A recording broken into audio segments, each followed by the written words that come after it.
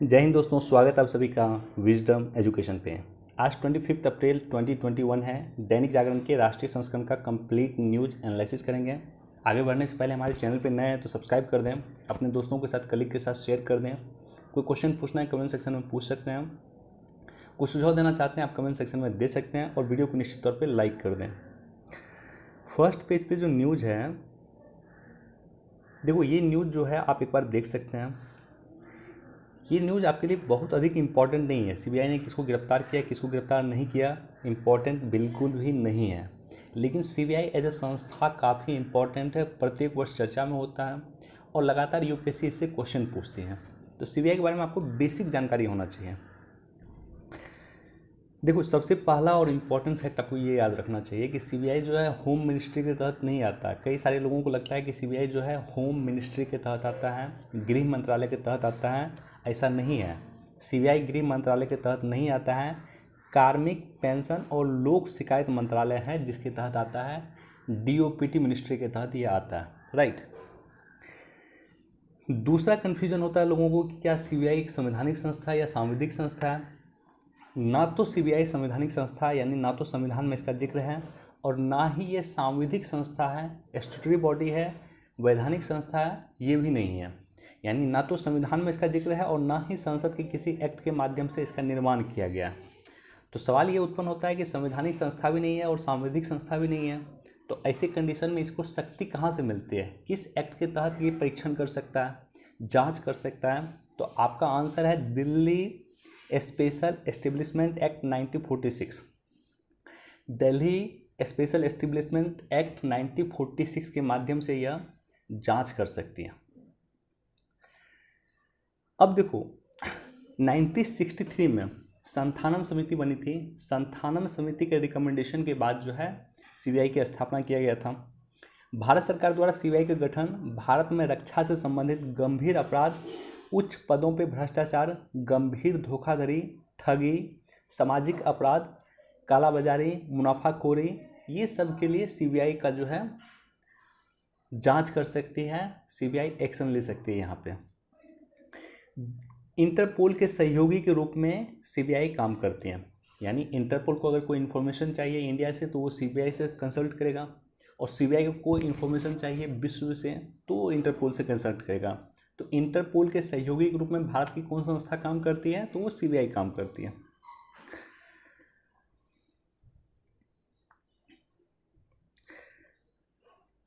अब देखो, एक इम्पॉर्टेंट फैक्ट बस मैं बता देता हूँ, उसके बाद इसको वाइंड अप करेंगे कि स्वतः संज्ञान का मामला लगातार चर्चा में बना हुआ था। आज से कुछ दिन पहले स्वतः संज्ञान का मामला चर्चा में बना हुआ था।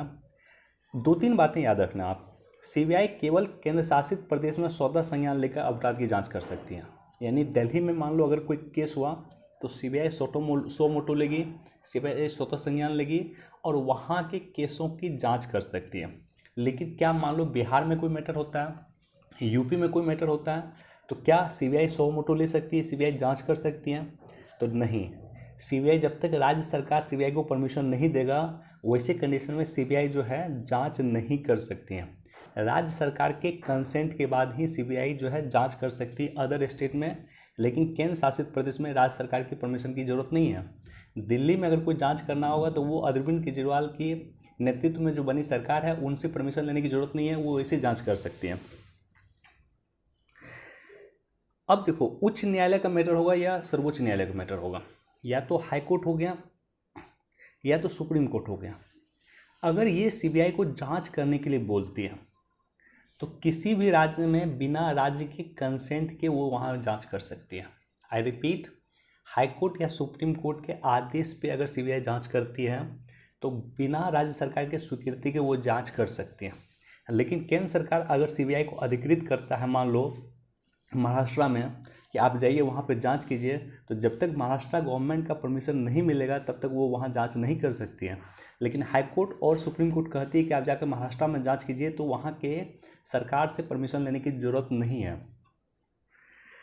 तो ये बेसिक चीज़ें हैं जो आपको जानकारी होना चाहिए। साथ ही सीबीआई के जो निर्देशक होते हैं उसकी नियुक्ति जो किया जाता है वो नियुक्ति एक समिति के द्वारा किया जाता है। 2014 में लोकपाल अधिनियम आया था और लोकपाल अधिनियम में सीबीआई के निदेशक की नियुक्ति का प्रावधान है इसके अध्यक्ष जो है प्राइम मिनिस्टर होते हैं। यह जो समिति होती है जिसके रिकमेंडेशन पे सीबीआई के अध्यक्ष की नियुक्ति की जाती है, उसमें प्राइम मिनिस्टर होते हैं, पीएम होते हैं, और साथ ही साथ विपक्ष के नेता होते हैं, भारत के मुख्य न्यायाधीश होते हैं। ये तीनों मिलकर के, प्राइम मिनिस्टर, विपक्ष के नेता और मुख्य न्यायाधीश, ये तीनों मिलकर के सीबीआई के निदेशक की नियुक्ति करते हैं। और इसका कार्यकाल जो होता है 2 वर्ष के लिए होता है। तो ये बेसिक जानकारी है जो आपको पता होना चाहिए। साथ ही अगर आपसे क्वेश्चन पूछा जाता है कि सीबीआई को किस तरह से हम बेहतर बना सकते हैं, सीबीआई में क्या क्या इंप्रूवमेंट की आवश्यकता है, तो उसका भी 3-4 पॉइंट होना चाहिए। जैसे आप कह सकते हो कि सीबीआई के लिए एक स्पेशल एक्ट लाइए। अभी भी सीबीआई जो है दिल्ली स्पेशल एस्टेब्लिशमेंट एक्ट के द्वारा शक्ति प्राप्त है सीबीआई को। ऐसा नहीं करना चाहिए। सीबीआई को एक वैधानिक संस्था बनाइए, सांविधिक संस्था बनाइए, स्टैट्यूटरी बॉडी बनाइए और उसके लिए एक स्पेशल एक्ट लाइए।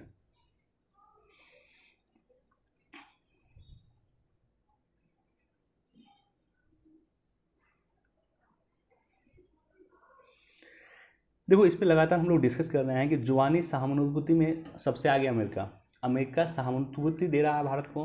अमेरिका सिंपैथी शो कर रहा है भारत के लिए कि भारत में कोरोना का केस इतना बढ़ रहा है, हम भारत के साथ खड़े हैं। लेकिन वास्तविकता ये है कि अमेरिका भारत के साथ नहीं खड़ा है। क्यों? क्योंकि वैक्सीन का जो कच्चा माल है जो हमें अमेरिका से चाहिए, अमेरिका उस पर पाबंदी लगाया हुआ। अमेरिका भारत को वो कच्चा माल नहीं दे रहा है। इनफैक्ट विश्व को नहीं दे रहा, वो किसी भी देश को नहीं दे रहा, भारत को भी नहीं दे रहा।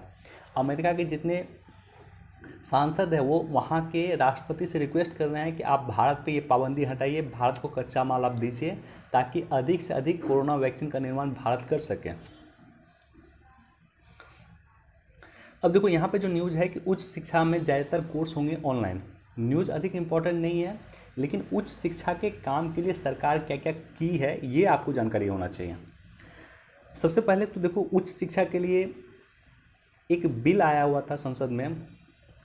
इस बिल का नाम था higher education commission of India. ये बिल के द्वारा higher education commission of India बनाने का प्रस्ताव था। अब देखो, ये जो हायर एजुकेशन HECI जो है, ये इसके तहत 4 आयोग इसका पार्ट होंगे, 4 अंग होगा इसका। और नई शिक्षा नीति में भी इसका प्रावधान किया गया है। पहला तो होगा कि national higher education regulatory council होगा, राइट। दूसरा होगा नेशनल एक्रेडिटेशन काउंसिल, NAC जो होता है। तीसरा होगा हायर एजुकेशन ग्रांट कमीशन होगा। और चौथा होगा जनरल एजुकेशन काउंसिल। यानी हायर एजुकेशन के लिए 4 काउंसिल होगी जो होगा HECI के अंतर्गत, यानी higher education commission of India के अंतर्गत।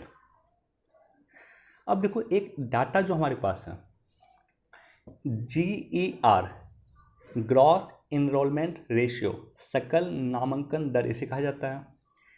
18 से 23 वर्ष के बच्चे जो उच्च शिक्षा के लिए इनरोल होते हैं, मान लो बहुत सारे बच्चे क्या होते हैं, मैट्रिक करने के बाद छोड़ दिया, इंटर करने के बाद छोड़ दिया, लेकिन 18 से 23 वर्ष के जो बच्चे होते हैं जो उच्च शिक्षा के लिए इनरोल होते हैं, उसकी संख्या को ही कहा गया ग्रॉस इनरोलमेंट रेशियो।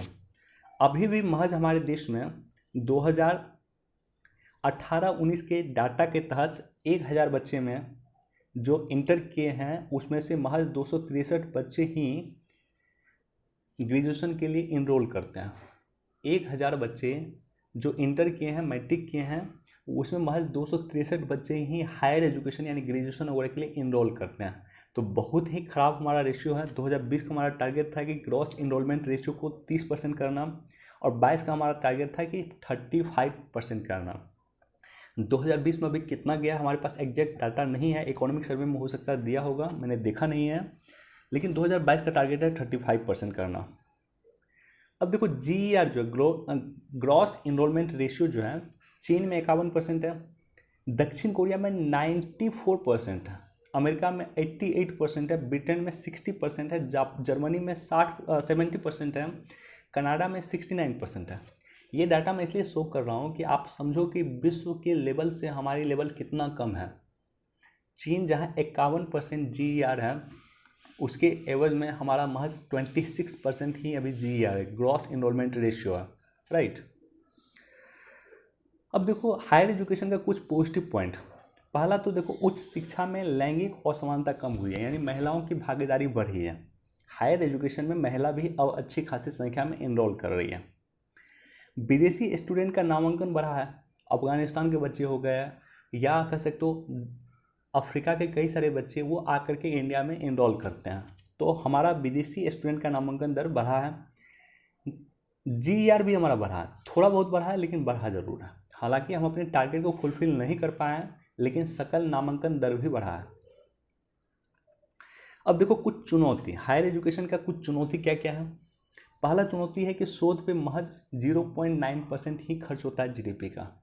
हमारा शोध काफ़ी वीक है, रिसर्च एंड डेवलपमेंट में हम काफ़ी कम इन्वेस्ट करते हैं, हमें इसमें इन्वेस्ट की ज़रूरत है। दूसरा है कि 68% यूनिवर्सिटी और 90% कॉलेज की गुणवत्ता मध्यम दर्जे की है। यानी कॉलेज में जाओगे तो लैब नहीं है, कॉलेज में जाओगे तो लाइब्रेरी नहीं है, कॉलेज में जाओगे तो पढ़ाई नहीं होता, टीचर की कमी है। तो गुणवत्ता जो है उसकी काफ़ी मध्यम दर्जे की है, वो या दोषपूर्ण गुणवत्ता है। UGC के मानक के अनुसार स्नातकोत्तर में 12 स्टूडेंट में स्नातक पे 15 स्टूडेंट पे एक टीचर होनी चाहिए, जो 23 स्टूडेंट पे एक टीचर है।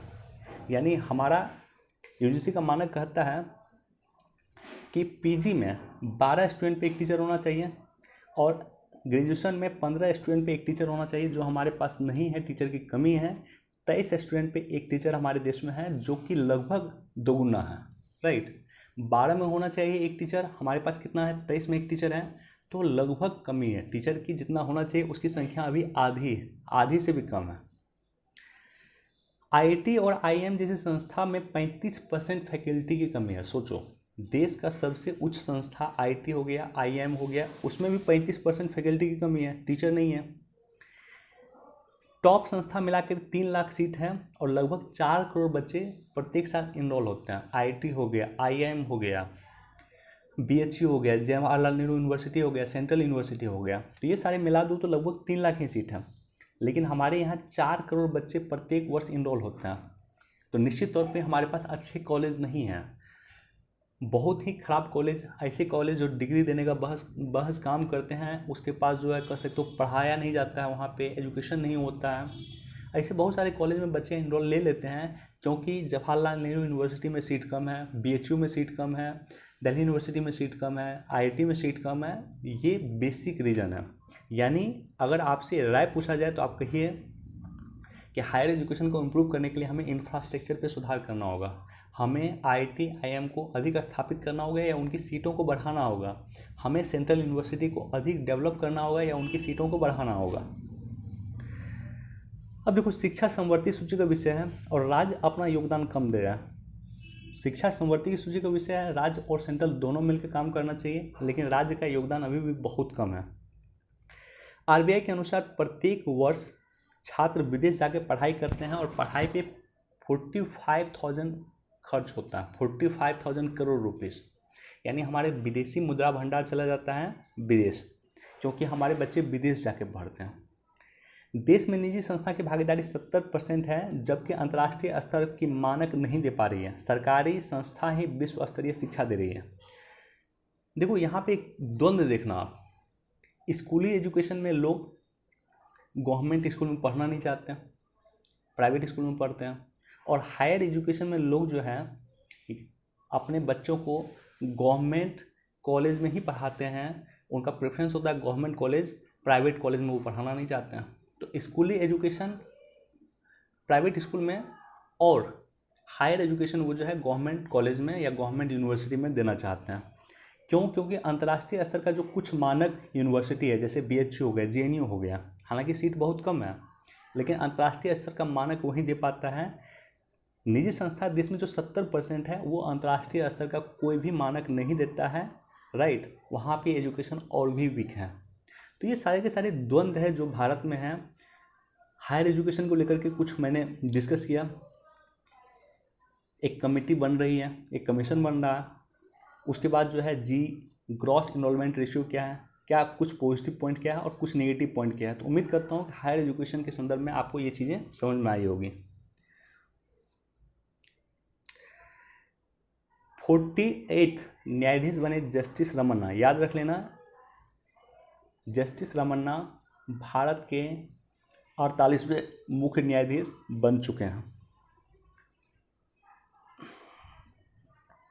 देखो, इस पे मैंने डिस्कस किया था फायर फॉरेस्ट वनाग्नि, वन में लगी अग्नि के संदर्भ में हमने डिस्कस किया था, उसका मानवीय कारण क्या है और उसका प्राकृतिक कारण क्या है।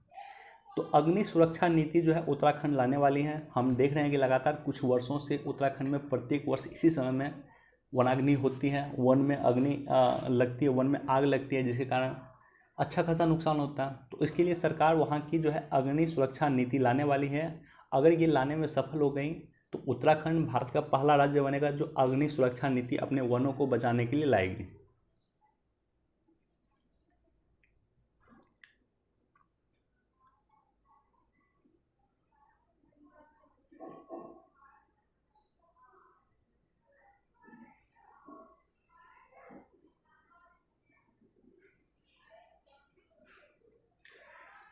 नहीं रहे हाइड्रोजन मैन प्रोफेसर ओंकार नाथ श्रीवास्तव। बस ये याद रख लेना, वनडे एग्जाम पूछा जा सकता है कि हाइड्रोजन मैन किसको कहा जाता है भारत में, तो प्रोफेसर ओंकार नाथ श्रीवास्तव को कहा जाता है। जल मैन किसको कहा जाता है भारत में, हमें कमेंट सेक्शन में जरूर आप लोग लिखना, भारत में जल मैन किसको कहा जाता है।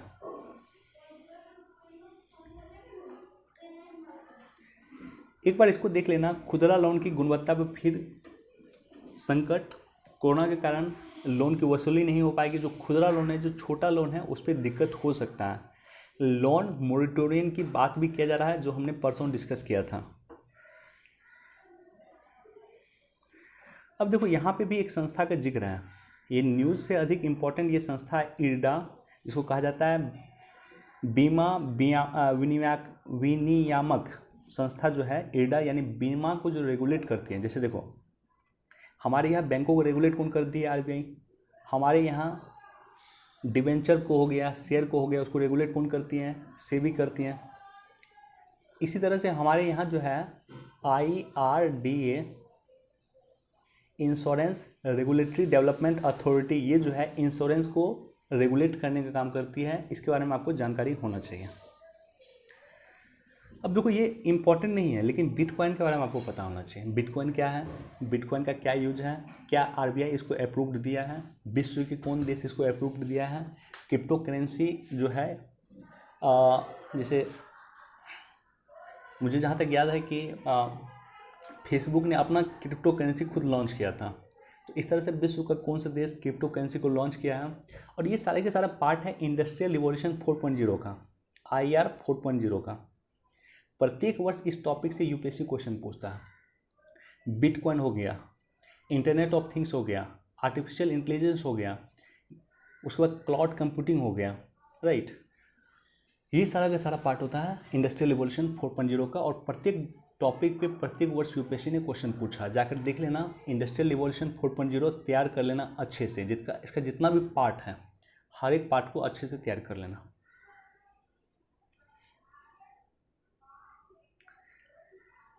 बहुत अधिक इम्पोर्टेंट आज का एडिटोरियल तो मुझे दिख नहीं रहा है।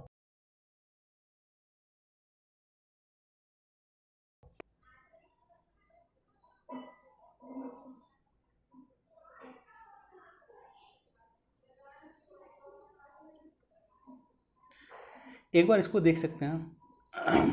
अमेरिका भारत सहयोग का मुख्य स्तंभ होना चाहिए, जलवायु साझेदारी। देखो अमेरिका के साथ लगातार चर्चा हो रहा है, चूँकि अमेरिका अभी पीछे हट रहा, भारत को जो रॉ मटेरियल चाहिए वो नहीं दे रहा है। जब अमेरिका को ज़रूरत थी हाइड्रोक्सी क्लोरोक्विन को, तो भारत ने हाइड्रोक्सी क्लोरोक्विन अमेरिका को दिया था। लेकिन जब भारत को कच्चे माल की ज़रूरत है वैक्सीन का, तो अमेरिका नहीं दे रहा है। तो इस संदर्भ में अमेरिका इंपॉर्टेंट हो रहा है। तो मैं डिस्कस कर देता हूँ US Bharat relation, America Bharat संबंध के बारे में।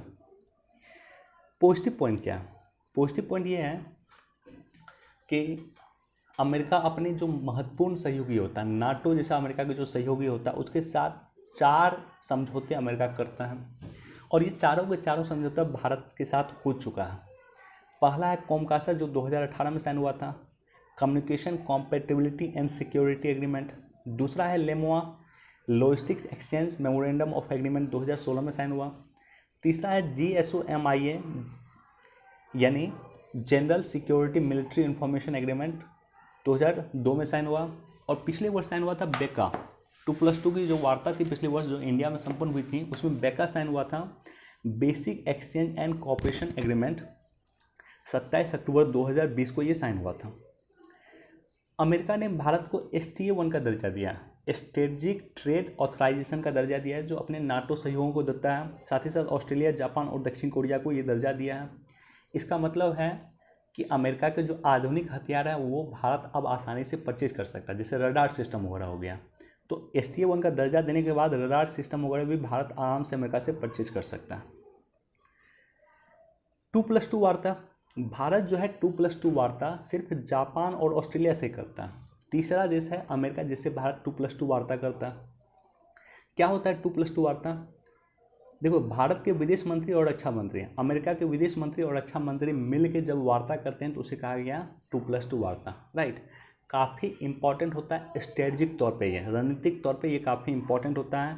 और इसी वार्ता में देखोगे जो पहला वार्ता हुआ था 2+2, ये हुआ था भारत में, उसमें कोमकासा साइन हुआ था। और तीसरा वार्ता जो हुआ है ये भी भारत में हुआ था 2020 में, इसमें बेका एग्रीमेंट साइन किया गया था।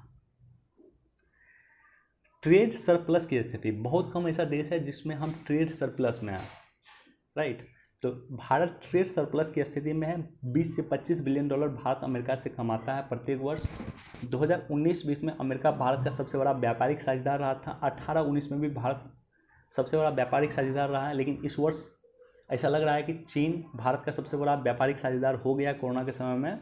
लेकिन इससे पहले अमेरिका भारत का सबसे बड़ा व्यापारिक साझेदार था और भारत सरप्लस की स्थिति में था, यानी भारत प्रत्येक वर्ष 20 से 25 अरब डॉलर अमेरिका से कमा रहा है। हिंद प्रशांत क्षेत्र में सहयोगी क्वाड का गठन हुआ है क्योंकि हम अमेरिका, भारत, ऑस्ट्रेलिया और जापान ये चारों चाहते हैं कि स्वतंत्र हिंद महासागर का एनवायरनमेंट क्रिएट हो। खुले और मुक्त हिंद प्रशांत रणनीतिक क्षेत्र पे दोनों देश मिलकर काम कर रहे हैं। रणनीतिक और आतंकवाद पे सहयोगी, हमने देखा मसूद अजहर जो आतंकवादी था पाकिस्तान का, उसको यूनाइटेड नेशन के प्रतिबंधित सूची में डालने के लिए अमेरिका ने अग्रणी भूमिका निभाई थी। अमेरिका के सहयोग से ही हम मसूद अजहर को आतंकवाद की लिस्ट में डाल चुके हैं। साथ ही साथ NSG का न्यूक्लियर सप्लाई ग्रुप में एंट्री का अमेरिका समर्थन करता है। यूनाइटेड नेशन सिक्योरिटी काउंसिल में भी अमेरिका भारत का समर्थन करता है। और विदेशी मुद्रा प्राप्ति, एक तो ट्रेड के माध्यम से हमें विदेशी मुद्रा प्राप्ति होती है अमेरिका से। दूसरा, जो अमेरिका में लोग निवास करते हैं, अमेरिका में 1% से भी अधिक जनसंख्या भारतीय है। अमेरिका की टोटल जनसंख्या लगभग 35 करोड़ के आसपास है और लगभग 35 लाख से अधिक वहाँ पे भारतीय निवास करते हैं जो वहाँ के नागरिक बन चुके हैं।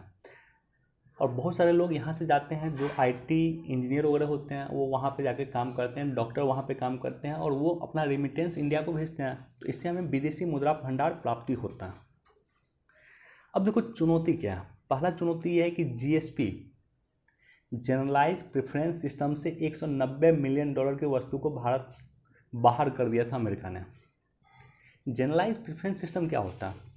जैसे मान लो भारत चमड़ा भेजता है अमेरिका को, तो वहाँ पे इस पे कहा जाता है कि चमड़ा उमड़ा जो भेज रहे हैं हम इस पे टैक्स नहीं लेंगे। जनरलाइज प्रेफरेंस सिस्टम में जो वस्तु जाती है उस पर अमेरिका टैक्स नहीं लेता था। तो 190 मिलियन डॉलर का ये वस्तु होता था जिस पे अमेरिका GSP से बाहर कर दिया, यानी अब इस पे भी अमेरिका टैक्स लेगा। H1B वीज़ा को लेकर के इशू है। लगातार भारत रेज करता है कि H1B वीज़ा आसान कीजिए ताकि अधिक से अधिक प्रशिक्षित इंजीनियर अमेरिका में जाकर के वहाँ पे काम कर सकें।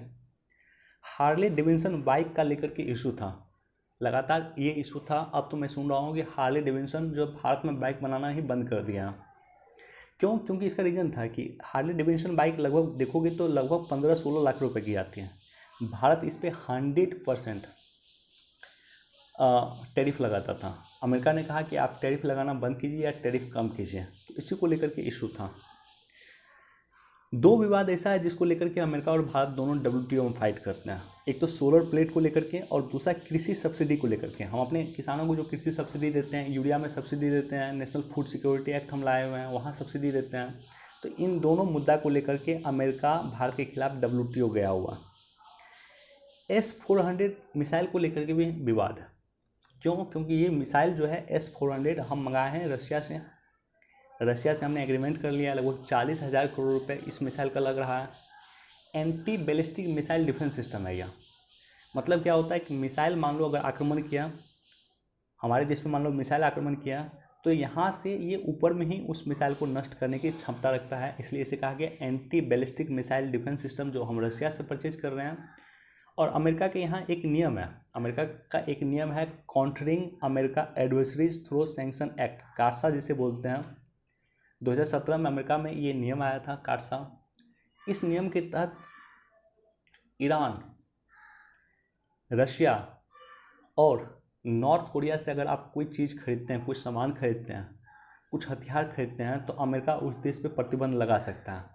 तो प्रतिबंध की तलवार भारत पे भी लटकी हुई है, भारत को भी अमेरिका प्रतिबंधित कर सकता है।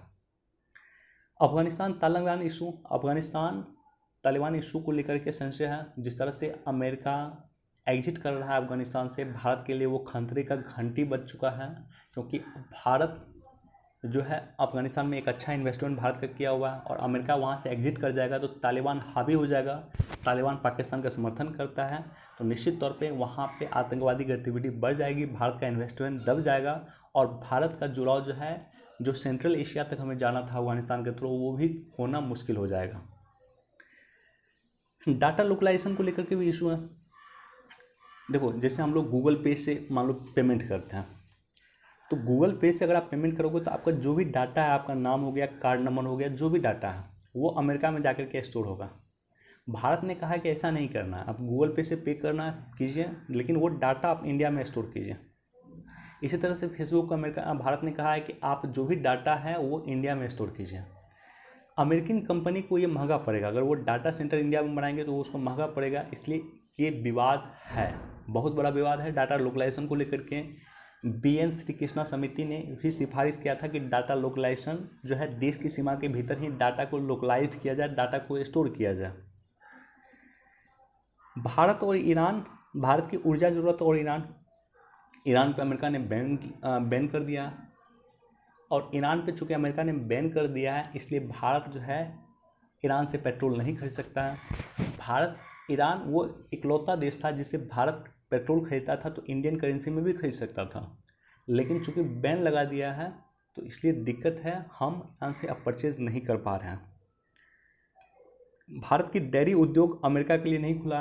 अमेरिका लगातार बोलता है कि आप अपना डेयरी उद्योग खोलिए हमारे लिए, हम अपना डेयरी उत्पाद इंडिया में बेच पाएंगे। भारत कह रहा है कि नहीं, अगर आप अपना उत्पाद बेचिएगा इंडिया में तो सस्ता होगा, और भारत के मार्केट को आप काबिज हो जाइएगा, भारत का डेयरी उद्योग बर्बाद हो जाएगा। भारत के लोगों को के मन में USA के प्रति विश्वास की कमी है। देखो, US पे विश्वास नहीं किया जा सकता। अभी भी आप किसी नॉर्मल व्यक्ति से पूछोगे तो कहेगा कि आप रशिया पे विश्वास कर सकते हैं, आप US पे विश्वास नहीं कर सकते हैं, क्योंकि US कभी भी समय पे काम नहीं देता। हमें वर्तमान में ज़रूरत है कोरोना वैक्सीन के जो इंग्रेडिएंट की, कोरोना वैक्सीन के कच्चे माल की, अमेरिका हम वो नहीं दे रहा। दूसरी तरफ देखोगे, रशिया ने ऑफर कर दिया है इंडिया को कि आप ऑक्सीजन सिलेंडर ले जाइए, आप जो भी चीज़ें ज़रूरत है आप यहाँ से ले जाइए, हम आपको एक्सपोर्ट करने के लिए तैयार हैं। अमेरिका मना कर रहा है, रशिया तैयार है। तो निश्चित तौर पे एक विश्वास की कमी भारत के लोगों में भी है, भारत की सरकार पे भी है, भारत सरकार पे भी है कि अमेरिका समय पे सहयोग नहीं करता। तो कोशिश किया है कि कुछ पॉइंट लेकर भारत और अमेरिका के बीच में जो इशू है उसको मैं डिस्कस करने का, तो हो सके तो उसको लिख लेना अपने कॉपी में, इंपॉर्टेंट पॉइंट है।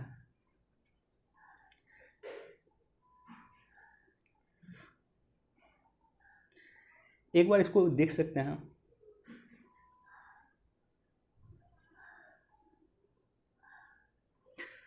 चलिए, इतना ही न्यूज़ था। वीडियो देखने के लिए धन्यवाद, thank you so much. Please do like, share and subscribe. Thank you.